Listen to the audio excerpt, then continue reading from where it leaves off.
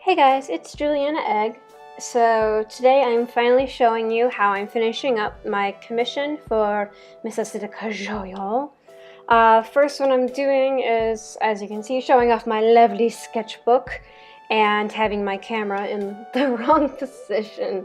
So for this, I did the two on paper, as you can see, and what I'm doing is, because my sketchbook is a bit large to fit under that, under my scanner, I have a sketchbook that has perforated pages, which are a blessing. I love sketchbooks with perforated pages. They are a lifesaver. So what I'm doing is very, very carefully tearing out the pages that were drawn on for this commission so that I can put them in my scanner. Now, the maximum size of my scanner bed is actually a little bit smaller than this paper. The maximum size of my scanner bed scans at an international A4 size, which is slightly taller than US letter size. So these actually were a little bit wide because this was done on 9x12 paper. Excuse me. So when popping these in the scanner, and I keep my printer paper in my scanner bed to save space. So when I scan these, I have to make sure that I'm getting all the details, that nothing is getting lost in the borders that are getting cut off. So I have to make a decision right then and there, like, which side do I feel is going to be the most important? Which side, if I go off the page, you get me. So now we're looking at my desktop. So of course I opened up the application on my laptop, and I'm just renaming. I'm setting the DPI to 200 because I want this to scan at a higher quality.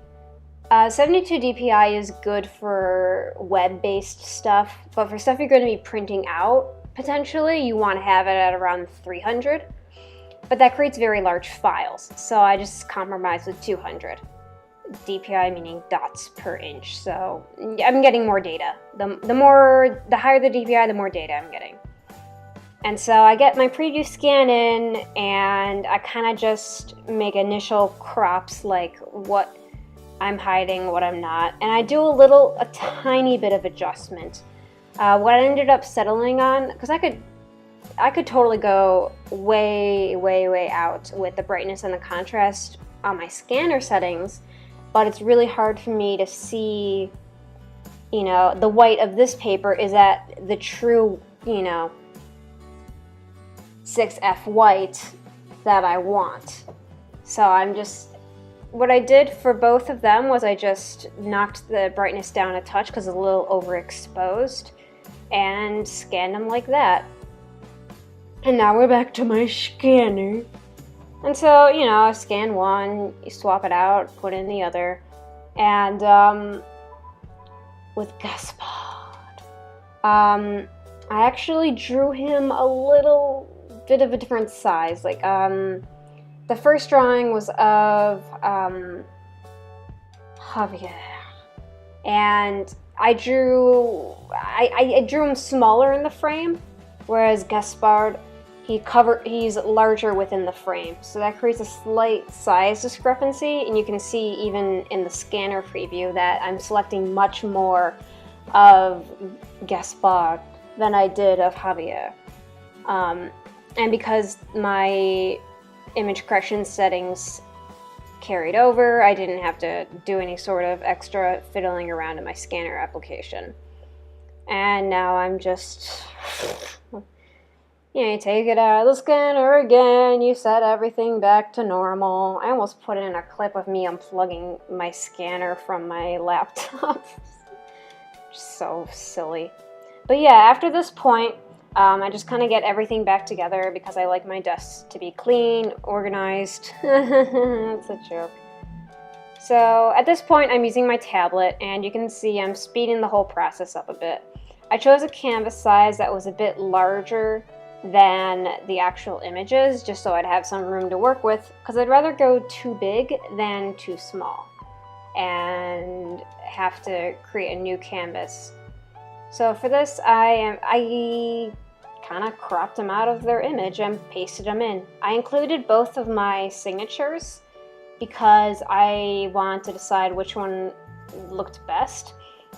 The one I signed on Gaspard ended up being the winner simply because my signature on Javier was dated 2015 by accident. I am 6 months into 2016. I still don't know the date. God damn it.